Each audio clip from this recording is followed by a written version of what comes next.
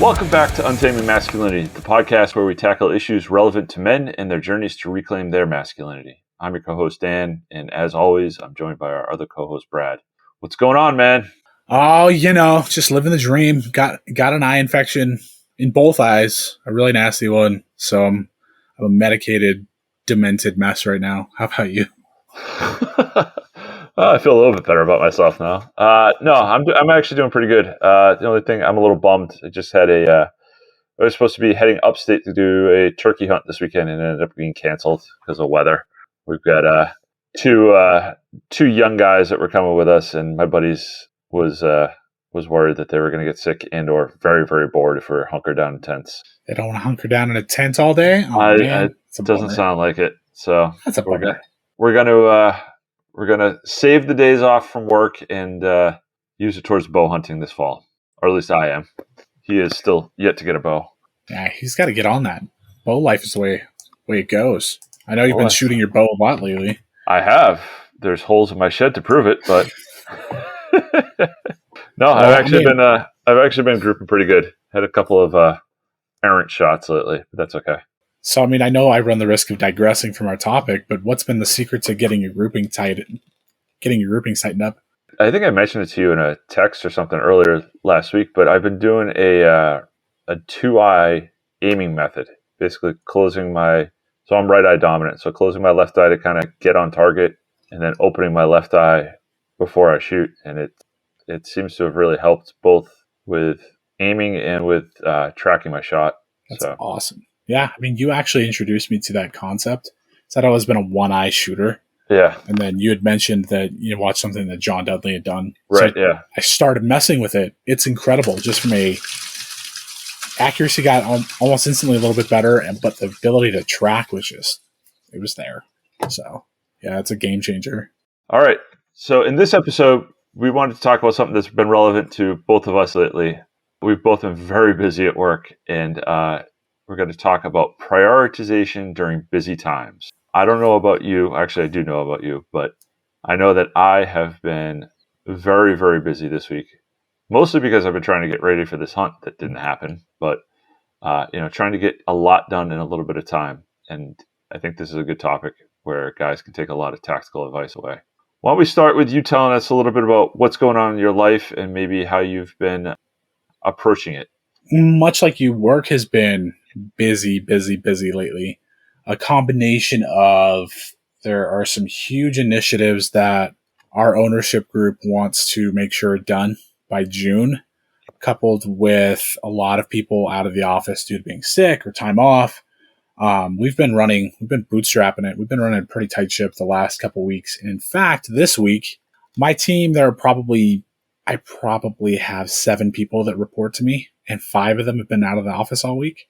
Oh. So, as a result, I've been having to do a lot of their tasks. And that's in addition to laying sod and getting our yard set up at home, plus everything else that goes on with 2 small kids and life and hobbies and interests and all of that.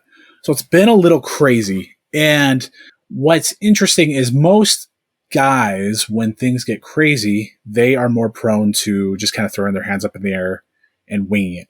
And ultimately that doesn't work. So due to all that chaos and how men can oftentimes wing it, we thought that it'd be a great idea to talk about some strategies to stay on top of the chaos, stay organized. Interestingly enough, one of the most organized and structured people I know happens to be this guy right here, Dan. So Dan, along those lines, what are some tactics that you've used? What are some things that you've done that have worked? Oh, so first of all, I think I fool everyone because I don't feel very organized, but I guess I am when I look at it. So I approach things like this in a couple of different ways. First of all, I'm a big task management guy, meaning that I write down just about everything that I need to do. I use an app called Todoist, but you can use whatever you want. And we've talked about this a little bit in the past, I believe. Yeah. But I'll put down anything that's repeating, I set up to repeat. And it's kind of my daily check-in as to what needs to get done so that I can forget about it. And if you've ever spent any time reading up on David Allen's getting things done mentality, you'll know that he's big on writing things down so that you don't use any mental capacity to remember stuff. I'm big on that. I also have a horrible memory, so I have to write everything down. But when that list gets too long, so that's just a list. That's just, you've got to do A, B, C, D, E, F, G, but there's no prioritization. There's no sense of what needs to come first. So a long time ago, I had read about the Eisenhowers Principle, the Eisenhowers Matrix. I don't know. Are you familiar with this at all? Never heard of it. So it's a matrix. It's basically a urgency versus importance matrix. And the idea is that everything that's important and urgent is your top priority. And then everything that's important but not urgent is your second priority. Third priority is not important but urgent. And then finally, the last priority is things that are not important and not urgent. So, I did a little research, right? And it's important that we define these things. So important activities have an outcome that leads us to achieving our goals, whether they're professional or personal. And urgent activities demand immediate attention and are usually associated with achieving someone else's goals. So an important activity may be to attend your daughter's dance recital, but an urgent activity may be to provide the boss with that report that he needs by the end of the week. Does that make sense? Yeah. So in my different areas of life, namely professional and home, I don't consciously make these decisions, but I've been using this concept for so long that I'm subconsciously placing things in this order, right? So I'm looking at important and urgent things right away. And I'm also looking at things, I'm kind of mixing this with the idea of, again, the getting things done method, that if you can do it in 2 minutes or less, just do it. Get it off the list, get it out of the way, knock it out. That's kind of where I start with all of this. But as we all know, right, there's bigger projects. This is for tasks, but you get a situation, I've got a situation, for instance, right, with work. I've got a new guy that I started this week. I'm looking to have another person come in and build my staff. I am looking at some automation possibilities where I need to be meeting with vendors and talking about that. I am working on fixing managing the repair of some of the equipment that we have in-house. And then, oh, by the way, it's coming up on our end of fiscal year, so there's budget talks, and we have our president and CEOs from Germany coming to visit us at the end of this month, the week before the month ends. So there's a lot going on at work.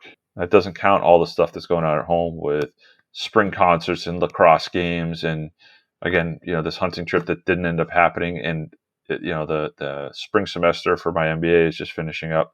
So there's a lot of stuff to balance. And that's part of where this topic came up, because you and I are just both in very busy seasons. Yeah. That's kind of where I'm at. That's kind of my general overview. We can talk a little bit more specifically about how, on like a day-to-day basis, how I manage that. Yeah. And how you manage it. I'm actually curious, we've talked a little bit about my methodology. What do you do? So I actually use quite a few things that you do as well. Writing things down has been huge for me. There's actually something that was recently introduced to me that really foundationally changed the way that I handled prioritization. So currently I'm going through a management training course at work. They hired an outside consultant who's in the UK who sits down with us, and we do classes every few weeks to talk about management principles, management methodology. And one of the first concepts that he went over was time management. Because, in a professional setting, we're all really busy. And the thing that's interesting about anything when it comes to time management is how applicable it is to your personal life. So he introduced us to a concept that I'd heard elsewhere, but the way in which it was presented was really interesting. So he took it from a book called A Time, which was written by a guy named James Noon. I haven't read the book, but within that book, essentially there's this concept derived where there's an ABCX model. So what that really means is that your A tasks are these tasks that are key to your core objective, and you are fully responsible for them. There are B tasks that are key to your core objective, but could be therefore delegated. Then there are C tasks that are tasks that you need to complete in order to keep everything moving. Just kind of the day-to-day minutia, like the small things to keep progressing forward. And then there's the X tasks, which are unexpected fires, unexpected interruptions, things that come out of nowhere, problems, etc. So the idea was writing down everything and identifying, here are my A tasks. These are the things that I have to do and only I can do. Okay. And then there are B tasks, which are things that need to be done, but could be delegated. They could be delegated to a coworker, a colleague, a subordinate, whomever. The C tasks are the small day-to-day things that keep me moving toward A or keep me moving toward B. And then what that does is when you have all of that outlined and written out, you therefore have the bandwidth and time to be able to handle those X tasks, like the stuff that comes out of nowhere. You know, that fire email that's crisis, all hands on deck. Like for us, one of our really large clients, it's a big pharmaceutical company, came yelling the other day, and I was able to appropriately handle that and not throw my entire day out. So what that generally has looked like for me is, one, I've been really good at using Google Keep to take notes. I actually just started using Todoist after you and I talked about it, and it's been huge. It's been a huge game changer. The other thing that I've really encompassed and embraced is time blocking. So in order to really move the needle when it comes to work, because as you know, you can get pulled into meetings, there's Zoom calls, there's all this other stuff throughout the day, is that I have specific time set aside to accomplish specific tasks. I don't know the exact numbers or methodology, but there was a study conducted about how much more effective and productive people are when they can singularly focus on a specific thing for a specific period of time, rather than bouncing from one task to another. I'll see if I can find that study and the numbers and put them in the show notes. But that's always proven to me that sometimes it sucks to say, okay, I'm going to sit down for an hour and work on this specific task. But I know that if I do, I will move the needle considerably. And by time blocking, that enables me to focus solely on that and nothing else. Emails that come in can wait. Slack messages that come in can wait.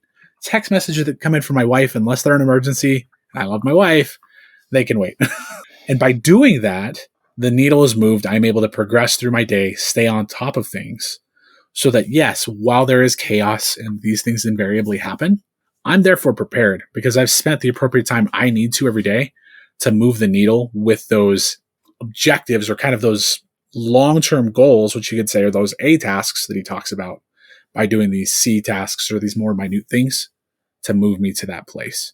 That I implemented that in late January, and I've seen a tremendous difference in productivity. As I've mentioned at the beginning of the call, we've got 2/3 of our team out this week.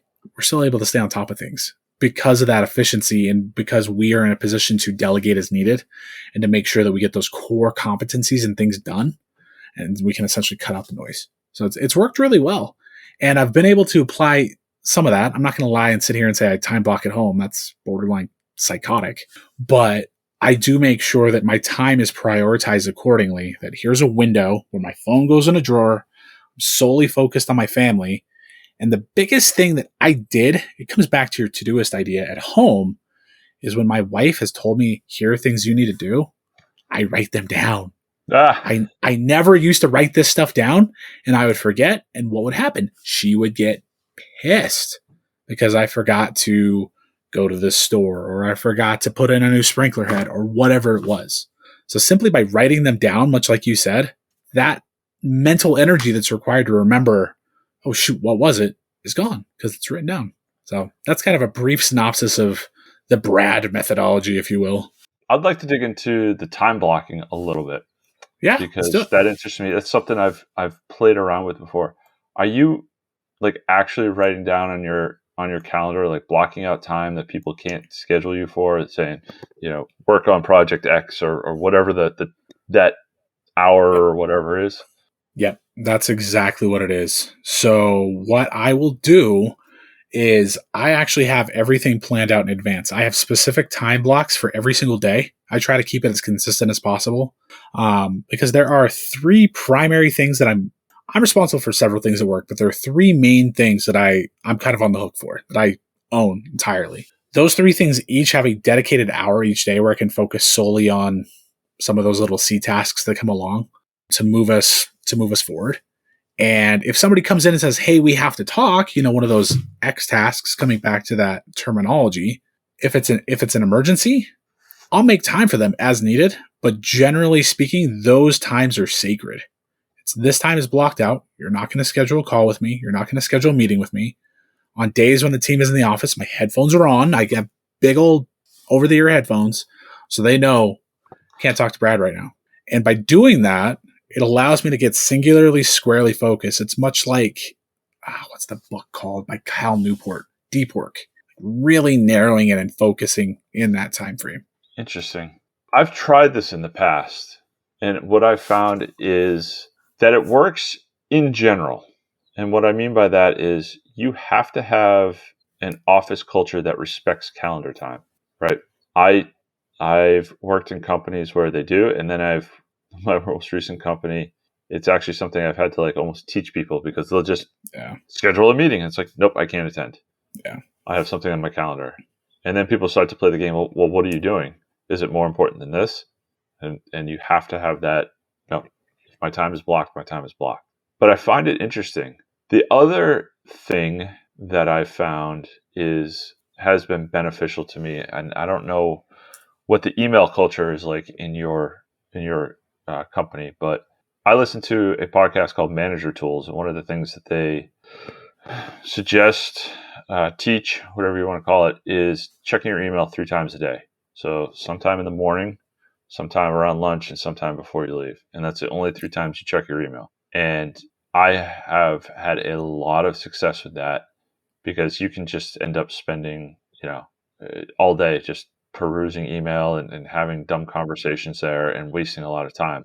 So I haven't gotten to the point, or I've tried it in the past and I always come back to turning it off, but they actually suggest turning off the auto update function so that you're only getting emails when you hit the button to receive emails. I have a hard time doing that, but I can tell you that just not looking at it, except for those 3 times, has been very beneficial in terms of work productivity and helping me prioritize during those busy times. Yeah. I mean, that takes a lot of discipline. And I think that that's where most men get caught up with the chaos, is that lack of discipline. And a lot of these things, time blocking, only checking your email a couple of times a day, really maintaining a task list, they take a certain level of discipline that behaviorally you have to condition yourself for. By nature, we're hunter-gatherers. It was very easy for us to be head on a swivel, be distracted at a moment's notice. And it's not easy to do that. So I guess the question is, I'd imagine you haven't been this way your whole life. You haven't always been as structured as you are now. What changed? What was that light bulb moment? When it was actually right around the time my kids were born. So right around the time I was 30 years old, I went from being an engineer to a project manager. So I went from working on maybe a total of 2 projects to running 5 or 6 projects and having, more responsibility. Quickly realized that I could not keep it all in my head, and I could not just play firefighter the entire day. I had to be proactive. And that's the word that keeps coming back to me as we're talking, right? Is you're either reactive or proactive. And we're talking a lot about work, but this holds true for home. This holds true for your social life as well. If you're proactive, you're aggressively doing things that don't need to be done immediately, so that you're doing important, not necessarily urgent things. If you're reactive, you're constantly living in the urgent world, and they may be important things. So you're constantly reacting to other people's needs and desires versus doing the important stuff that pushes your agenda forward or your needs forward. So when I took over that program manager role and had to run 5 or 6 different programs, I had to implement a lot of this organization. That's where I started to learn about, David Allen's stuff. That's why I started to play around with task lists, all different kinds of software. I'm a software junkie. I've tried just about every task management system there is out there. It's also where I started to listen to stuff like Manager Tools on the podcast and that kind of stuff. Long story short is I took kind of bits and pieces of all these programs, structures, and kind of made it my own and figured out what worked for me and what didn't. For instance, with task lists, task management, Todoist, specifically for me, I found that one works the best. I can't tell you, I've tried, the Outlook one, I've tried There was one called Remember the Milk. There's a bunch of other ones out there. I found that this one works best for me, but I also found that it works best for me if I do a review in the morning and I actually print out a hard copy sheet and I just have that sheet on my desk and I'm checking stuff off during the day and writing new tasks in. And then at the end of the day, part of my like checkout process at work is to take all the new tasks that I've handwritten on the piece of paper. And if they weren't completed that day, put them back into Todoist with due dates and associate them to the correct projects. Because if I'm constantly just in my software, then I lose time. I lose my pace. So the important thing to take away from all of this is that you have to figure out the parts and pieces of all these different systems that are available to you that work for you and how they work for you. Yeah. No, that's really well put. There were a couple of things that really stuck out to me when you were talking about that. One is proactivity versus reactivity. You think of, in business, you think of the reactive types. You think of the chaotic sales managers or the relationship managers. Generally, they always seem to be client facing in some capacity, right? I work in a role where I kind of liaise between the client teams and engineering and all of our developers. And I have certain client success managers that I know when they reach out to me, I roll my eyes or I grit and bear because I'm like, oh boy, this is going to be chaos. And then there are those that I know that have done the work, that they've been proactive, that I know that I rarely hear from because they've laid the groundwork. And because they are proactive in their approach, that like you could just tell in their demeanor how much more prepared and structured and just chill they are. And that proactivity versus reactivity extends to our houses, right? Like I think of our son. So right now our son is potty trained, but he decided recently that he wanted to start wetting the bed at night. So the reactive me for a couple days was getting up at 2 a.m. after he peed all over himself in his bed, take off his pajamas and change his sheets and then put him back into bed, until from a proactive perspective, my wife had a conversation with him and she's like, hey buddy, do you want to sleep with your big boy undies, or do you want us to put a diaper on you? He's like, I want to sleep with my undies. Are you gonna pee in the bed? Yeah. Okay, we're gonna put a diaper on you until you learn to not pee in bed anymore. It's like, okay, that it's a small thing, but that proactivity and just getting out in front of it prevented one of us from having to get up at 2 a.m, Yep. change sheets, throw everything in a washer, disrupt your entire night, simply because we chose to be forward thinking. Like that's what it boils down to. I mean, other thing, kind of shifting gears, that you talked about that really stuck with me is you use Todoist and you write things down, but there's a simplicity there. You're not overcomplicating it. You're not talking about how you're using Todoist and you're using Evernote and you're using Google Keep and you're using reminders on your phone and you're using your email. Oftentimes, everybody's looking for these productivity hacks and they find themselves using 100 things. Like sometimes I look at myself and I'm trying to keep track of my weight and I'm trying to keep track of how much money I'm earning via side hustles and all of this. And I keep them in all these various places. And I've realized every time I do that and I overcomplicate it, I tend to forget and it gets all over the place. Mm-hmm. It's keeping it simple, keeping it tight, keeping it concise, because it comes back to what you said earlier. It's using as little mental energy as possible to remember everything that you need to. Yeah, and you hit on a good point there. There's a lot of tools available to help you stay organized, to help you, keep track of things and eventually prioritize them. You mentioned Evernote and Google Keep and Todoist and phone reminders. And believe it or not, I actually use all of those tools to one extent or another. But they're for different parts of life, right? Like I have mostly just personal stuff in Evernote. And I do, all my work stuff is either on the network at work or it's sitting in like notes in Outlook or I don't even use OneNote anymore. Like I've tried to consolidate my points of contact so that I'm only looking in 2 or 3 different places. I spent a large part of the beginning of my career trying to get way too organized. And it ended up being that a quarter of my day, at least, was just filing stuff, creating folders, creating directories, creating all this stuff so that I was organized, and I wasn't getting anything done. And that bled over into my home life. And it's important to point out that, with these topics, I've noticed we do this on a couple different podcasts now, is we'll get so hung up on the topic in one position in life. So we're talking a lot right now about work, but a lot of this relates to outside of work too. I spend a lot of time, my garage comes to mind. When I first moved into the house, I had my garage and I had all these different trays and shelves and cubbies and toolboxes and all this stuff, and got to the point where everything was neat, everything was organized, and I didn't know where anything was. And I had to consolidate the organization so that it was actually practical for use. That's a strong lesson. That is a strong lesson to take away, is that it's good to be organized, but you have to reduce it to the point where it's practical for use. That's a really good line. Like, keeping things practical for use, keeping it simple. I mean, you can expand this to anything. We have spent 30 or so minutes talking about how this applies to business and your professional life. But think about anything you do at home. Like, that garage example is really good. I mean, we talk a lot about the gym all the time. I realized when I first started going back to the gym, I tried this workout plan and that workout plan and this and that. And I tried all these different apps where I could keep my workouts. I tried a notebook to see if I liked that better. And then I finally realized I stumbled on something that worked for me from a workout routine perspective, from a cadence perspective.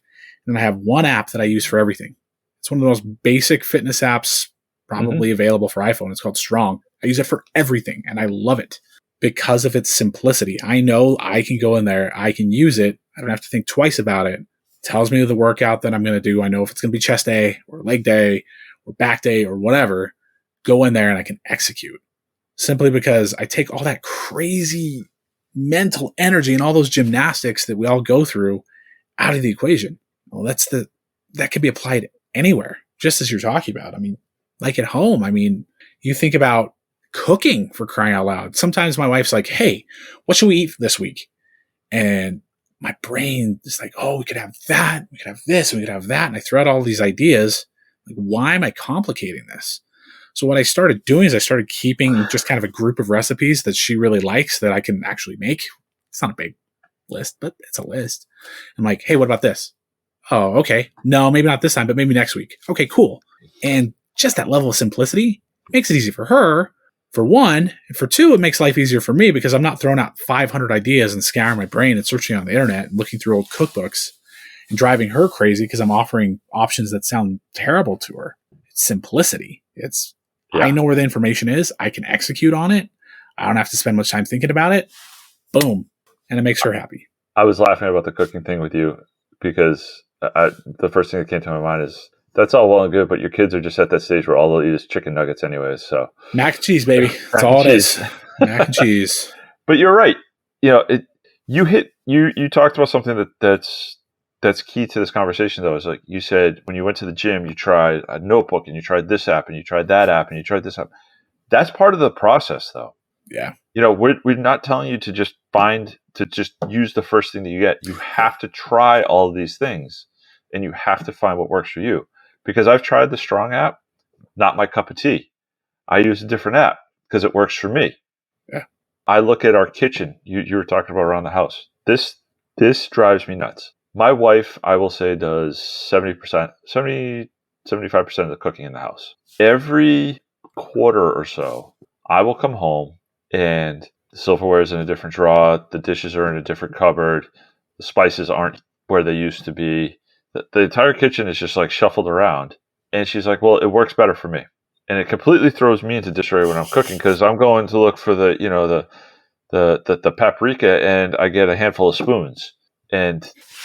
But it works for her. And she's finding the simplest way to be productive for her. Yeah. So it takes a lot of tweaking. It takes a lot of experimentation, a lot of failure, a lot of, well, I like this part, but I didn't like that part. So maybe I can combine, part A of this solution, part B of this solution into my own hybrid solution. You do have to play around and be willing to change. And sometimes you have to run dual systems. We go back to the work example.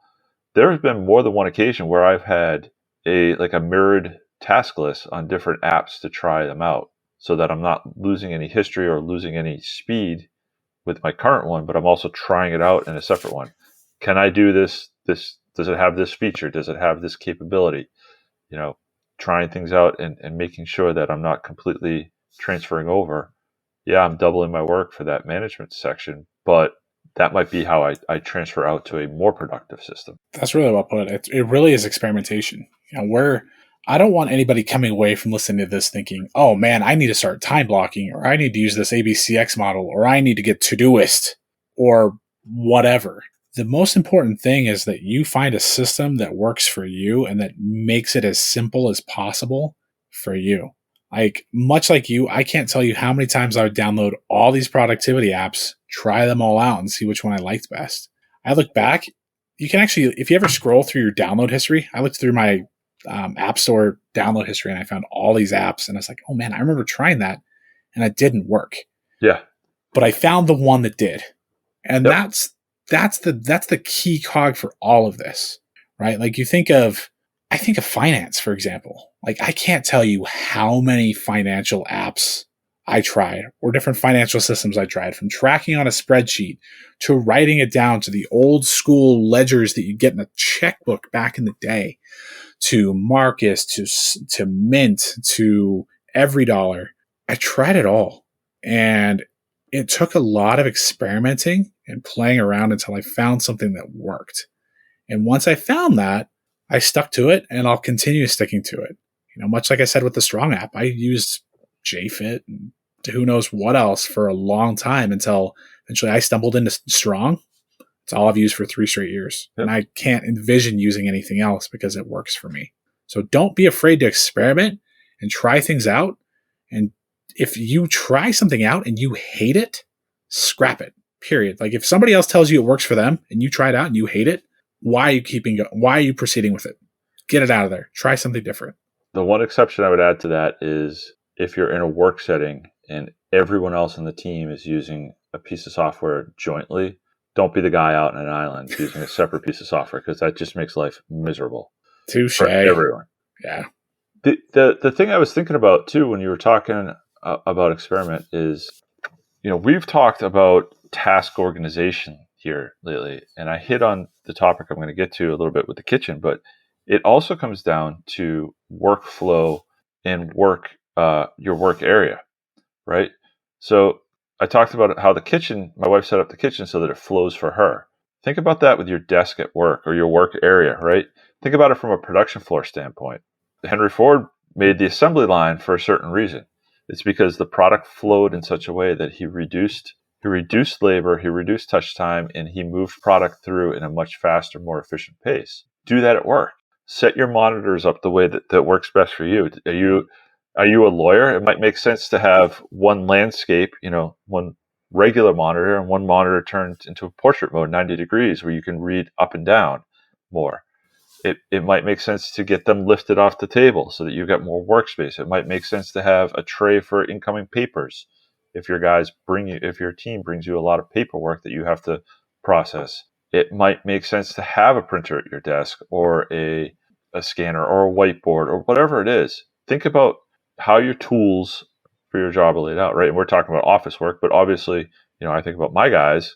Each one of my guys in the production floor does a different task and has their tools set up in a different way so that they're easily accessible to them in a way that makes their workflow flow the fastest. And it's taken some experimentation on each one's part to make that happen.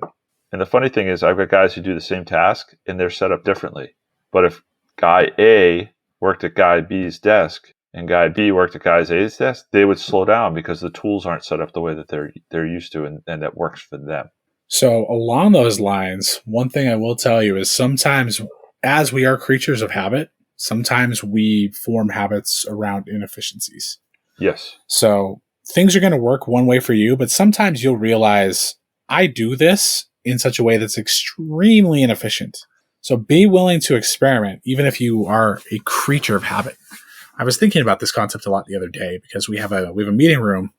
There's like this big Zoom TV on the wall that we have a shared meeting with a bunch of people across the world. It's a morning meeting. And I realized when I walked in there, everybody always sits at the same chair in here. It's like, why are we doing this? This is weird. And it made me realize there are certain other things that I do just out of habit that are completely inefficient. So yes, you're going to do things in a certain way, but I also challenge you to evaluate the way in which you do things.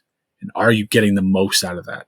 Would tweaking that or being willing to shake that up or switch it up a little bit be a good thing? Yeah, it goes back to our experimentation, right? Yeah. It makes sense to just, I would suggest not trying new things for new things' sake. But if you look at something you think that will make me more productive, try it. Yeah. Give it a week. Give it a couple weeks, whatever it is that makes sense for you to give it a fair shake, but don't spend too much time on it. Yeah. Yeah. Fail fast. Yeah, fail fast. It comes back to the term of productivity. I mean, we should honestly constantly be evaluating how things are going. Should we dwell on things if we're not doing them as well as we could be? I mean, that depends. But I do think that it's worth a little bit of time and at least a little bit of mental energy to spend time daily to really evaluate how we are performing and doing things. It really does make sense to spend some time, not too much time, but to always be proactively thinking about how we can be more efficient. There's a fine line there, right? I think that it's very easy for us as men to be overly critical of how we do things. If we find ourselves being inefficient or lacking productivity, we tend to overreact and try to do a 180 and fix everything at once. That's not going to solve any problems here. I believe that it's incredibly important for us to just take a holistic look at things, see how we're doing, and just strive for small incremental improvements. We don't need to reinvent the wheel here. If something's working, don't change for the sake of change. Evaluate it, see what your options are, see if there is an opportunity to make something better. And if so, test it out, experiment. Well, this has been a great conversation, Brad. Productivity is something that we both have struggled with, and I think we're both finding our way. So I hope that the guys were able to take away some good pointers here. What we'll do is, we mentioned a lot of things in the podcast in terms of apps and books and resources. So we'll make sure that those are all linked in the show notes. You can find those at untamingmasculinity.com. You'll find not only the show notes for this episode, but all of our other episodes, as well as links to our social media accounts, and specifically our Instagram and YouTube accounts, where we're pretty active. We really would appreciate if you go to your podcast player of choice and go in and give us a 5-star rating and review. That helps us get the word out to other guys and helps us spread the podcast love. So if you can take the time and do that, it's much appreciated. That's all we got for you guys this week, and we look forward to talking to you next week.